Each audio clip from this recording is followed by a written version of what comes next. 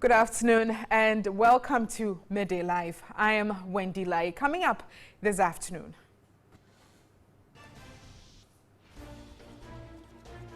Conference of Heads of Assisted Schools CHAS demands government immediately releases funds for subsidies or the schools risk being closed down.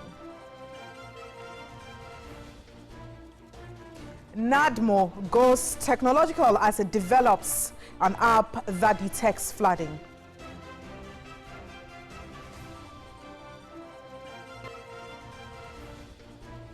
And hundreds of tributes pour in for multimedia's broadcaster Kaba as a memorial service is held in his honor. And on the international front, Zimbabwe's President Robert Mugabe reacts with time as his party, ZANU-PF, commences processes to impeach him after he failed to step down by 12 noon local time on Monday. We have sports and entertainment coming up shortly.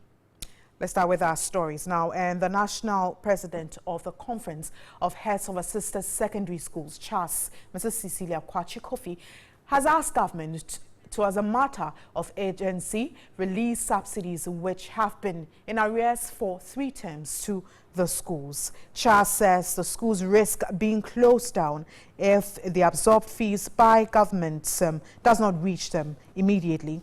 CHAS added, although the heads of schools have submitted the enrollment figures and also engaged government on several occasions, nothing was forthcoming, saying it is a fact that heads of schools are under serious pressure but are afraid to voice out for fear of intimidation and sanctions. The CHAS president also called on government to revert procurement of items to the traditional suppliers since, in her estimation, the new contractors may not have the capacity to supply food items to the schools. Both the Ghana Education Service and the Ministry of Education will not comment on the matter. We'll bring viewers up to speed on developments as and when we're able to reach them.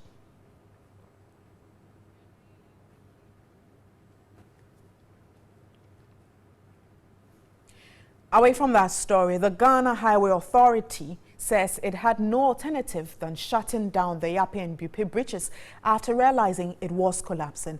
Public Relations Officer of the authority, Dinah Sade, in an interview with TV3, indicated it remains unclear when the work will begin on the bridge. Okay, we stated that the central pier we're having problems. We've been able to sustain it, but because we had the road restriction to us up to the axle configuration of 20 tons. Okay, what you should know that I stated that the last time when you asked that I was saying 2 things at the same time is that repair works or rehabilitation cannot be fulfilled when at a point you don't close off or cut off to be able to have a proper routine at work. So that is the stage we have reached right now, and we think we don't want any disruption. We want to go to work straight and complete it. Starting from tomorrow, we don't want anybody. But doesn't this come as a ad hoc decision? Just Sunday morning, people just wake up and there is a press release from the Ghana Highway Authority that they are closing the road. Couldn't you have done some more work? To the public, it seemed ad hoc. But does that make it right? No, for an engineering work. Sometimes we don't even need to explain to the public because we have just realized the situation. It could even be a newly built bridge, and our climate and things could affect things for it to come to a standstill. So certain decisions, if we think that it is in the interest of this country, if it has to be during Ramadan, Christmas, or Dawn, we will stop. Now, there are some alternate routes that have been made available. Yeah. If you could take us through those routes. And there are some concerns that some of these very routes that you are asking drivers to use are not in the right shape. So probably all these things could have been resolved if the right things were done early on. Everything is being done right. You know, the alternative route we've provided the last time is the same thing we are going to give out now. We have asked contractors to go and work on critical sections to make the access smooth for our publics. And right now, as I'm talking to you, our engineers are rushing to site, not as an afterthought, because there are people already working on the rehabilitation, but we're also just going to see, whilst we were working on those critical sites, were there other places that have developed certain issues that we thought were okay at the time? As for anticipation, anything is necessary or anything could happen. So we have anticipated. But if we have to be faced with this, that's how we are dealing with it. Some more news, and some youth groups in the northern region, spearheaded by Dagbon Mali Mazong Damas, have hit the streets of Yendi to register their displeasure and frustration over the delay to insking a new overlord of Dagbon, dubbed Abudu Andani di Wum Ti Demo, literally meaning Abudu Andani were tired. Demo saw over thousands of people walk through some principal streets of Yendi to demonstrate against the delay in getting a new Yana. And shortly we will be speaking to our volunteer correspondent in Yendi, Sarahan Mohammed, to give us some updates on what exactly is happening there. So let's go via phone and speak to Sarahan Mohammed, who joins me. Hello, Mohammed. Hello. Now, what's the latest on this demonstration and the level of security there?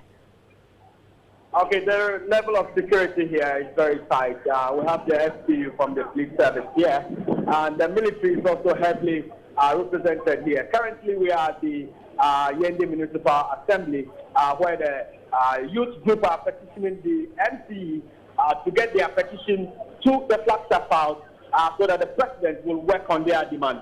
They are calling on the presidency, the chief of the bank, to bring lasting solution to this long dispute between Abudus and Andani, so far as the chieftaincy dispute of Dabon is concerned. They are calling on whoever has a role to play in this matter to see that the youth are tired of the delay of getting a new Yana. And they have that today's demonstration at Duwumti, which is in Dabani, literally means we are tired of the delay. All right, now, before I let you go, now, early on I mentioned that we did have a combination of Abudus and Andani youth coming together. Is that the case?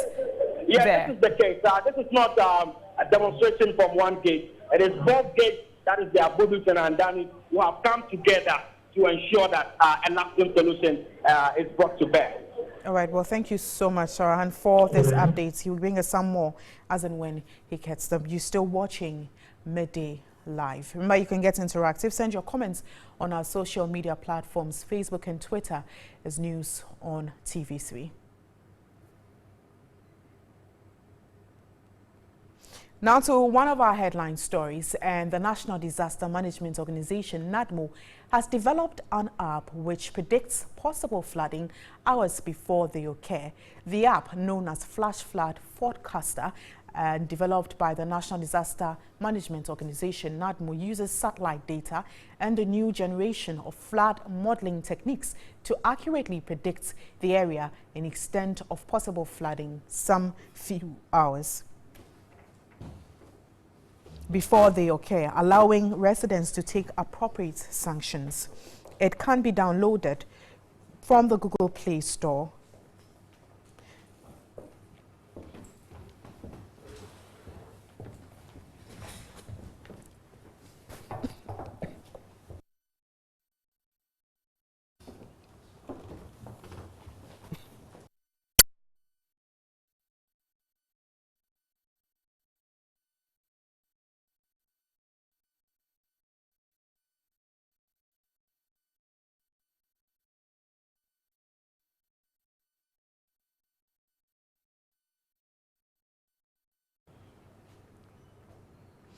All right, so there's more on this flood app, and joining me this afternoon is Victor Adabo. He is an early warning expert at NADMO. Yeah. Good afternoon, and thanks for your time. Good afternoon. Now, what exactly, even though I've mentioned some of the things that the app could do, what exactly is this app? What does it do in its totality?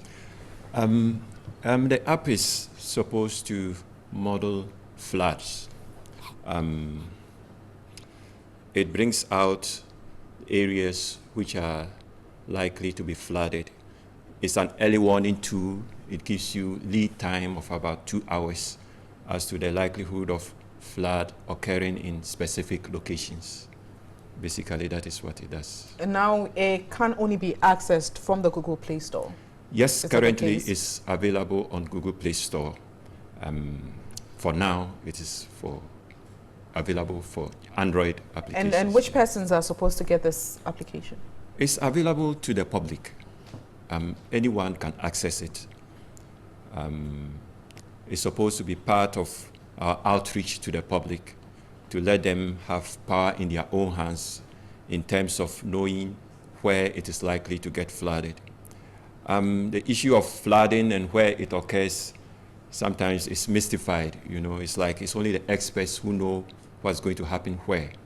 But this tool was supposed to, or is supposed to, put power in the hands of the public so that they can locate where that disaster could happen.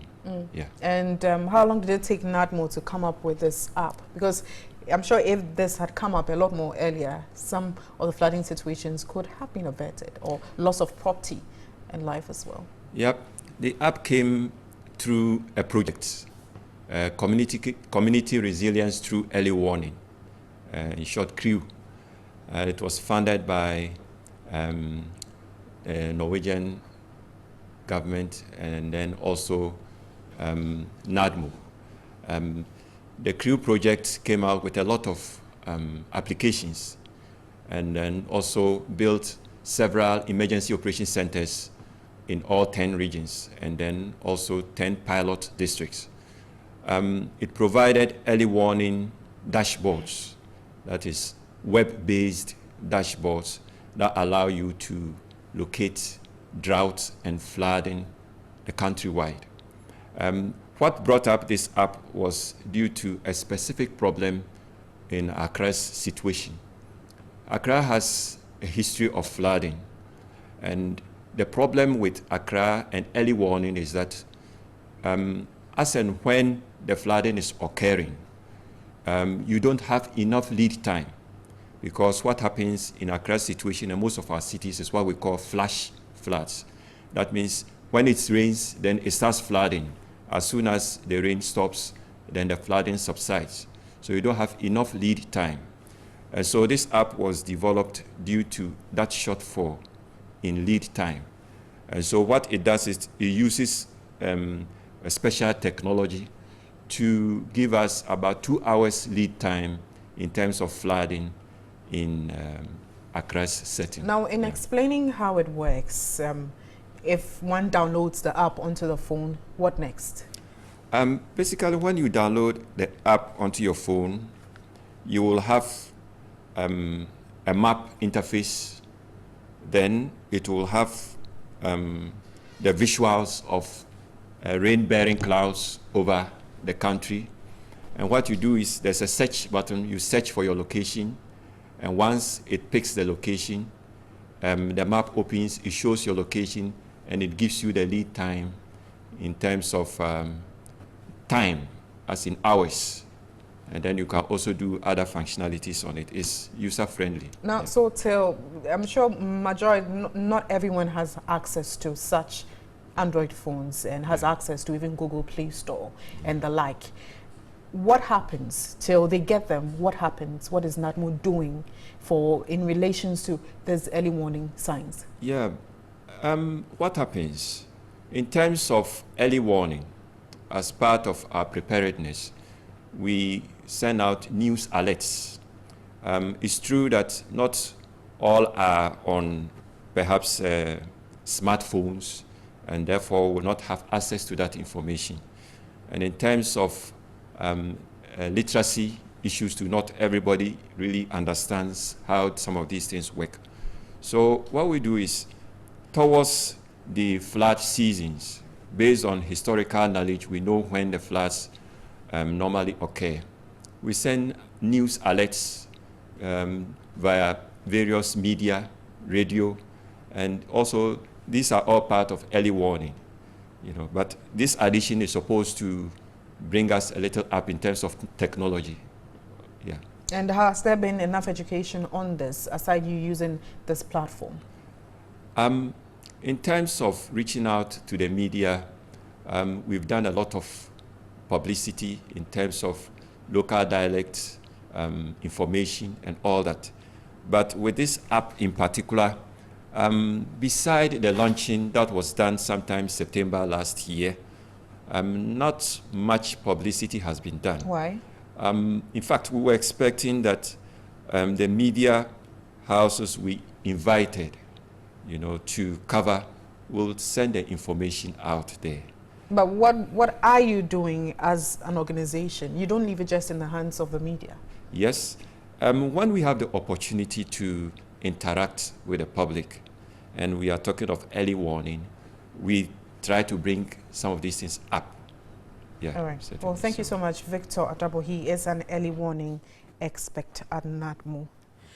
Let's look at some more stories. And for students of Adaklu Senior High School in the Volta region, water is a prized asset. They struggle daily in their quest to get water, losing precious contact hours. Bright Nanalfo reports it is a daily struggle to get the commodity.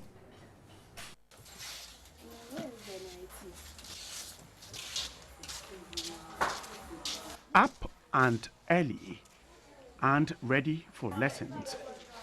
But one thing is needed: water to start the day.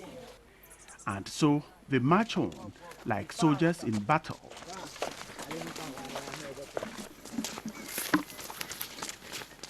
It is a battle to get water. Getting the commodity is indeed a tough battle. This is what they rely on when the Ghana National Fire Service supplies them water and it runs out. They come here, but it is such a dangerous task to do. It's a slippery ground, and if you're not careful, you're going to slip. And so they try all they can just to get water. This is how hard they have to try, just to get water for use daily in their activities. To reduce the drudgery with the search for water in parts of the Volta region, a project was started. The district was expected to get water. This is the project that was supposed to supply water to the Adaklu district, the 5-district water project with a base from Adidome in Central Town. It terminates here, and so there is water in here, but the people of Adaklu, all the communities there, cannot access water. Water was to be distributed to homes through overhead tanks, but they stand empty. Students now have to rely on unwholesome sources.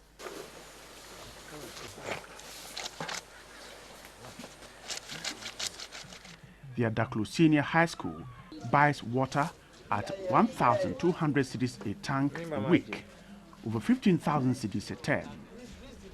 Water must therefore be carefully used. And the school is spending a lot of money in buying water, so because they are supposed to bring water from home to this place every week. When this thing is full, the poly tank, the full one we use it for just 2 days. The 3rd day they have to bring another water for us. Students are at the losing end. It is affecting our time management because as we are to leave the dormitory 6:30 a.m., considering the large population of the students, we can all afford to use this poly tank of water when the school authorities have provided them for us. So we all have to go to the riverside and then fetch. That before we come back, it is even late, and studies might have begun with these students who are already in. Boreholes are scattered on the compound. In fact, some have pumps fixed on them. Polytanks are ready to harvest rainwater, but water is still a prized commodity. Boreholes simply can't supply water. The Member of Parliament for Adaklu, Kwame Agboja, confirmed in a conversation that efforts have been made and some technical persons are being brought in to get the boreholes to produce water. Until that is done, the students will have to rely on inadequate water from Ho or the river Wire or Toji for use. Bright Nanamfo, TV3. And also health, and the Princess Marie Louise Hospital in Accra is recording increasing cases of diarrhea. In the first quarter of this year alone, the hospital recorded 1,872 cases of diarrhea in children under 5.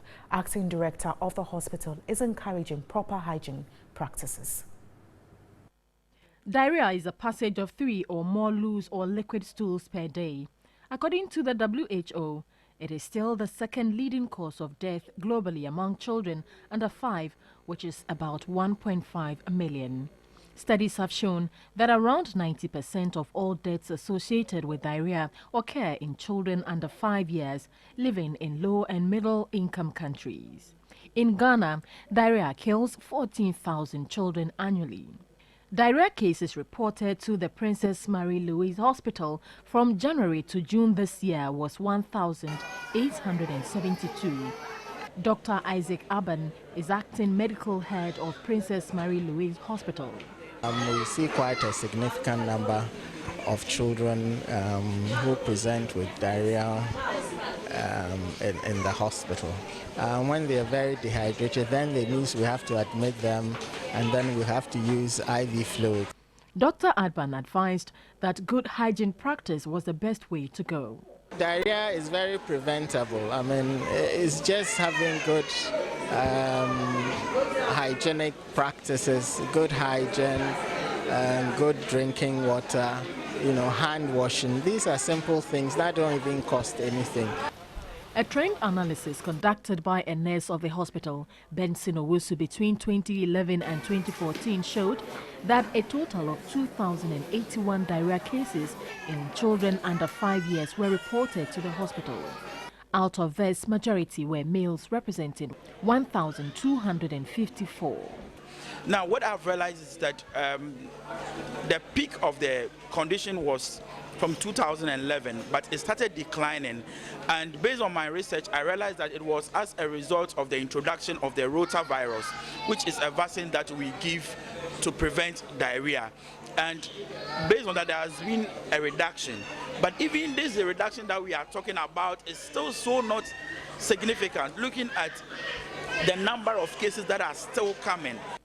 He was encouraged by government interventions, but expressed worry diarrhea cases still remain a difficult phenomenon to eradicate. The government is actually doing well with the WASH project and other things, but we really have to intensify it, especially in areas where the conditions are, let me call it endemic, like Eshedu Keteke, Ablekuma, Choko, Glefe, and the rest. Away from that story, a stakeholder consultative meeting on unlocking potential of the Northern Savannah Ecological Zone of Ghana under the African Development Bank transformation of the African Savannah Feed Africa project has ended in Accra. The economic transformation agenda is taking off with vibrant commercial agriculture and processing in June 2018. Eva Tiboka has details. Ghana's agricultural development agenda has been on the drawing board since Nkrumah's era. It has been a lot of talk, but this time stakeholders are meeting, brainstorming and reviewing existing policies to turn the Northern Savannah Ecological Zone into an economic and agricultural hub. Participants at the workshop all agreed the Ghanaian Savannah region has huge agricultural potentials, yet remained untapped. In an African Development Bank new development model, which focuses on transforming Savannah regions, over 400 hectares of land across 25 Savannah African countries is earmarked for vibrant commercial agriculture. But the African Savannah is home to 239 million people. But those people live in poverty, and less than 10% of the savannah is used. So you have people living by the river, there's lots of water, but using spittle to wash their hands. It's unacceptable. In pre-testing the development paradigm in the Northern Savannah Ecological Zone, a two-day stakeholder workshop pulled together national and international agronomists, scientists with great expertise and investors. Expertise who carried out an intensive crop and soil compatibility study in the zone draw a roadmap for takeoff of the Feed Africa project under the transformation of the Savannah Initiative of the African Development Bank. It's a good start. This mission we are allowed to see, particularly in agriculture, you need to understand the soil, you need to understand the quality of the roads and the machinery. The Ghana Savannah region can become one of the breadbaskets of Africa. And it's ripe for investment, and it's ripe for combinations of large-scale mechanized farming and small-scale farming. Modeling the development path of successful countries, Brazil and Argentina shared their Savannah development models and stepping in with great technical and services expertise in the development of the zone. National and international farmers and service providers say they are well positioned to ensure success of the program. The Ministry of Food and Agriculture and Ghana's Regional Development Body SADA are key partners in the program. It's something which is out of this world for me, that the Savannah regions of Africa, the Savannah regions of Ghana, holding all the potential God can give us as a nation, have been so underexploited. How we innovate policy, how we coordinate the innovation and spreading of technology, but how we innovate finance and how we pool that together. It's not just the general coordination around government, but that coordination concept should also inform the way we conceptualize the innovation center. And rehabilitation works geared at improving structures for the Kintampo waterfalls to ensure public safety is almost complete. TV3's Larry Parkwesi Moses toured the waterfall and brings us this report. The Kintampo waterfalls recorded its highest fatality in living memory when natural disaster struck the tourism site on 19th March this year, claiming the lives of 18 students and injuring others. The incident necessitated the immediate closure of the waterfalls by the Ghana Tourism Authority for structural works to be carried out. About 500,000 cedis has been spent on renovation. Huge and old trees which surrounded the waterfalls have been cut down and landscaping is being undertaken at the basement. Speaking at the reopening of the waterfalls, the Vice President, Dr. Baumia, regretted the tragic incident at the site which led to the death of 18 students. He stressed the need for stakeholders to guide and protect the country's tourism site. Minister for Tourism, Arts and Culture, Catherine Afeku, urged management of the facility to use funds generated at the facility judiciously. You're still watching Midday Live. Do stay.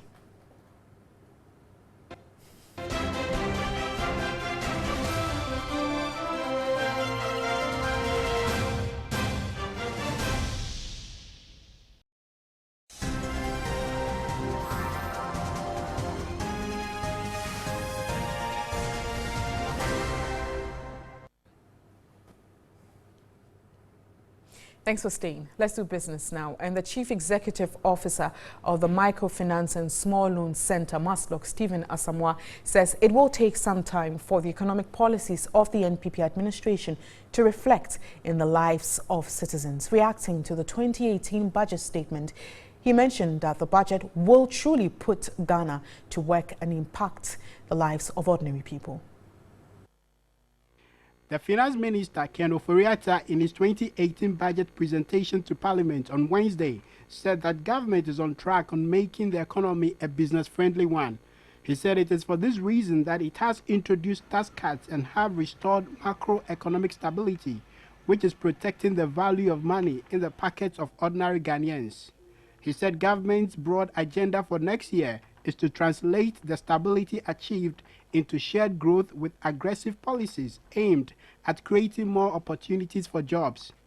Reacting to the budget, the Chief Executive Officer of the Microfinance and Small Loans Center, MASLOG, Stephen Amwa, said these policies would take some time before it reflects in the lives of ordinary Ghanaians. Our economy or investment field is basically the defensive type.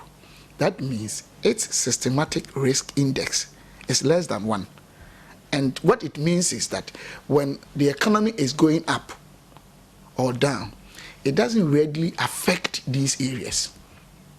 It takes a long time. Definitely the impact of how well the economy is being managed will not readily affect them. This is true and is real. He called on Ghanaians to exercise some patience. It will take quite some time for Ghanaians to practically feel it. So it's a matter of we giving them the right explanation. It's a matter of we educating them so that they will understand where we are taking them to. And I think it's being done. So Ghanaians should please exercise patience.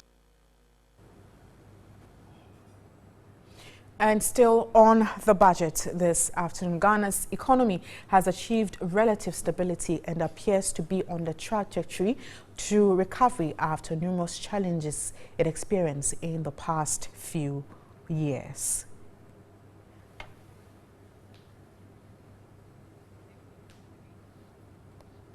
So still on the budget, as I mentioned earlier on, let's go on the phone lines and speak to Franklin Kojo, who is the founding president of Imani. Good afternoon, Franklin, and thanks for your time.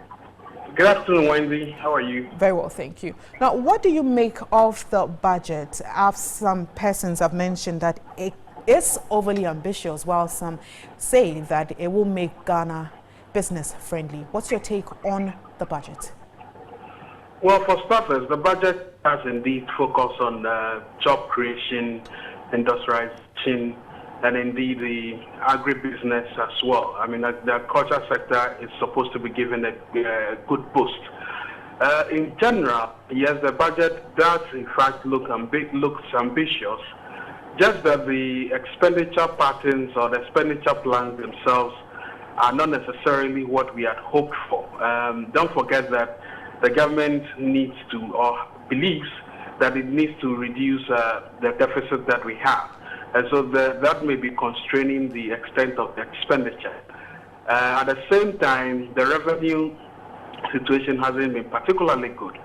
So the positives of the budget in terms of the macroeconomic figures, which we obviously are happy about, are coming on the back of constrained spending and indeed also as a result of reduced revenue inflows. But however, a few sectors that need some, should I call it clarification? If you look at the, I mean, of course, there's a plan to create jobs, which should fall under employment. Incidentally, there's supposed to be some promise of 100,000 jobs guaranteed for graduates.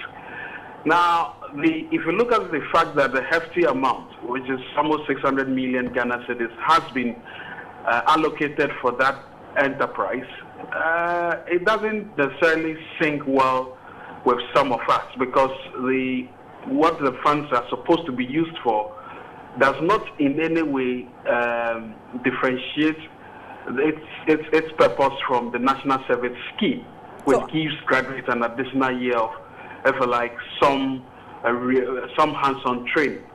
The point I'm making is that the 600 million Ghana cedis could have been prudently applied to the NEIP, for instance, to ensure that graduates who wanted to take up startup capital would compete for the funds.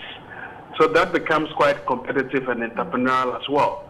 To the extent that the fund 600 million Ghana cedis has not been properly, detailed as to what exactly, what productive sectors of the economy they'll be spent, is a bit worrying, because for graduates to go into revenue collection, areas of teaching, possibly sanitation and what have you, unfortunately is not in sync with the government's own agenda of creating an entrepreneurial enclave and then, of course, enhancing agribusiness.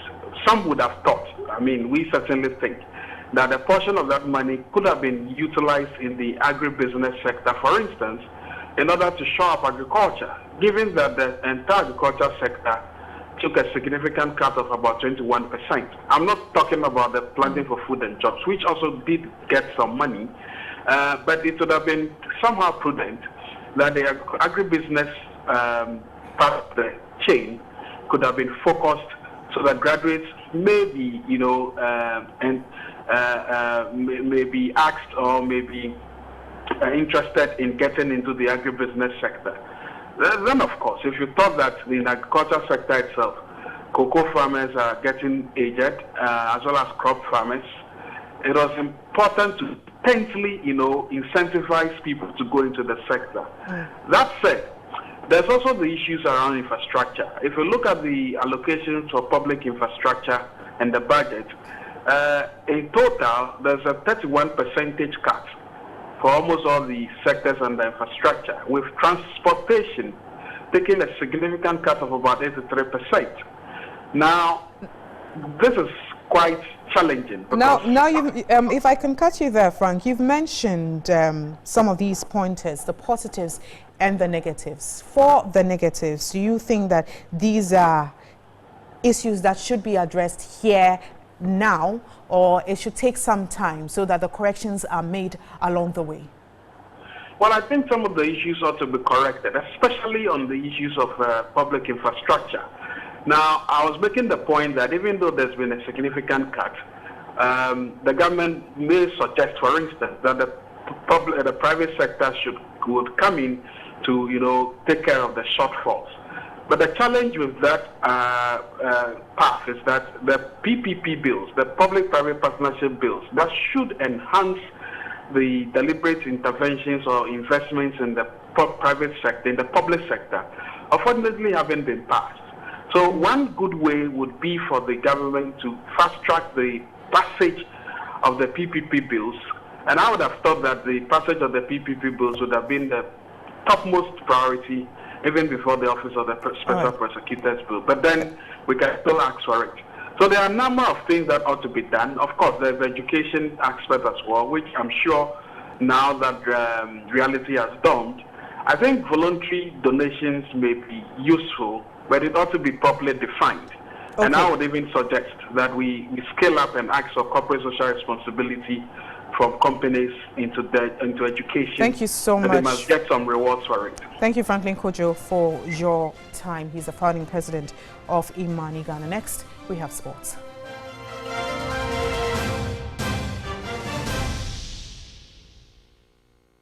Hey.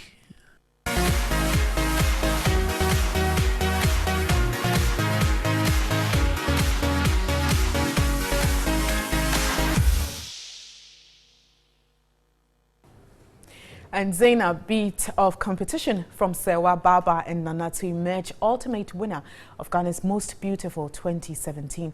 The Northern Region's pride believes the win is a reflection of hard work she put into the competition over the last 3 months. DMB 2017. Straight out of Ghana. Goes to Zainab.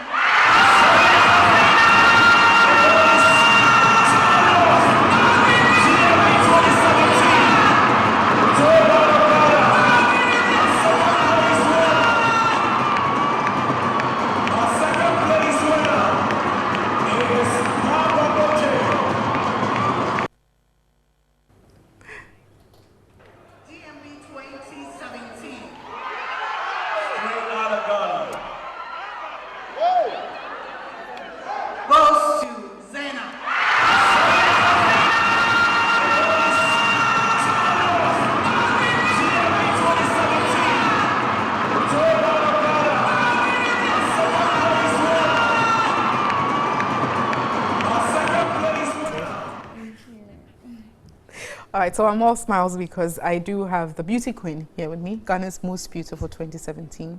Congratulations, Zainab. Thank you. How do you feel about all this? I feel so happy and grateful. I don't even know how to express myself because I'm so happy. Did you see this coming?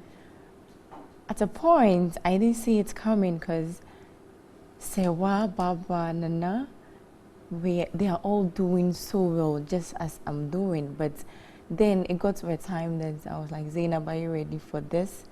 And then I just pushed myself a little bit, and then I made it through. Indeed, you made it through. You have all that comes with it, the car and everything that comes in addition. But what's next for you? What should Ghanaians look out for? Okay, so I'm a student, so I'll go back to school. I'm in my final year, and when I'm done with that, I'll then launch on my project, which is on maternal mortality, to reduce maternal mortality in Ghana. But you know, I'll start from my region. And what do you intend doing specifically? I'll create awareness and sensitize the people, creating awareness to the mothers and some of the people in our community who don't really like going to the hospital, and also to sensitize herbal doctors and herbal mothers, so that they will have a little bit of training when they are delivering our mothers. They will know the kind of things to do to help them, so that it wouldn't have any Wish you the very best, Zainab. Thank you Congratulations very much. once again. Thank you very much. All right, then, so let's move on to other stories away from entertainment. And on a rather sad note, Multimedia Group Limited has organized a memorial service in commemoration of their deceased presenter, Kwadwo Asare-Bafo-Champong, popularly known as Kaba. People who eulogized him described him as a hero in the media.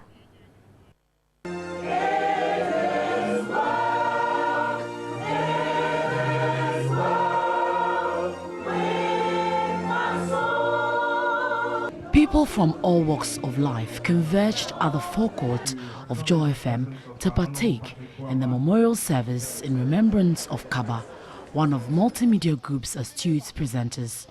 Key among the attendants includes political figures and media practitioners. It was a solemn mood for all.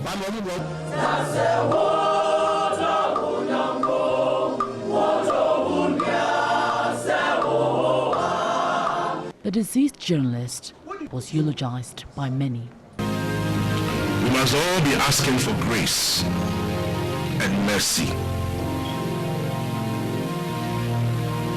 Our hearts are broken is an understatement. Yet to me, because our hearts are broken, we are deeply in sorrow. Some members of parliament described Kaba as a hero whose program, Ikosi sang, has contributed to shaping the political landscape. As politicians, we worked with Kaba, host of the most authoritative afternoon political talk show program. And anytime Kaba interviews you, you notice that this was an exceptional journalist. He didn't call you with an agenda. There was no mischief intended. He was simply professional. Multimedia Group was represented by its Chief Operating Officer. Indeed, he's someone who never stopped pursuing wisdom. So in my second coming to Multimedia, and in my very first weeks, we had laid out so many plans for his program. And of course, within a matter of 2 weeks, we had started deploying some of these, to his delight and to my delight as well. On Friday, when I didn't hear his voice at 2 p.m., I sensed there was something wrong. So I checked with his manager, who said to me Kaba wasn't feeling too well, and so he has asked him to go home. Kwadwo Asare-Bafo-Champong died at age 37 after a short illness. Until his demise, Kaba, as popularly called, was the host of Asempa FM's afternoon political talk show, Ikosi Sang. The late Kaba got married last year to a colleague journalist and left behind a 7-month-old daughter. Kaba is also the only child of his parents.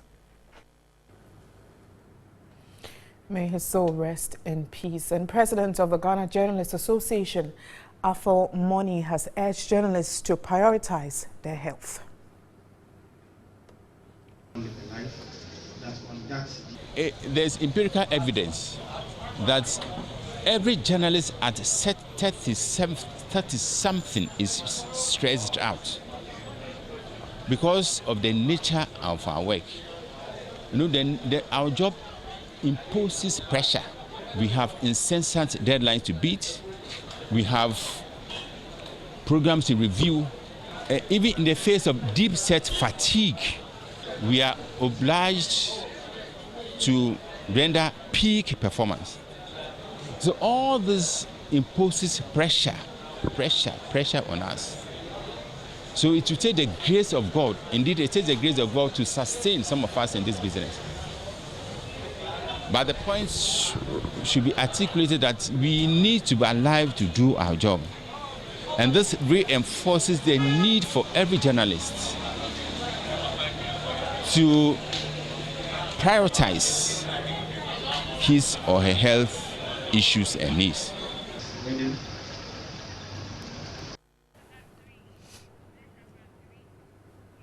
And that's all for Midday Live. My name is Wendy Lai. Thanks for watching.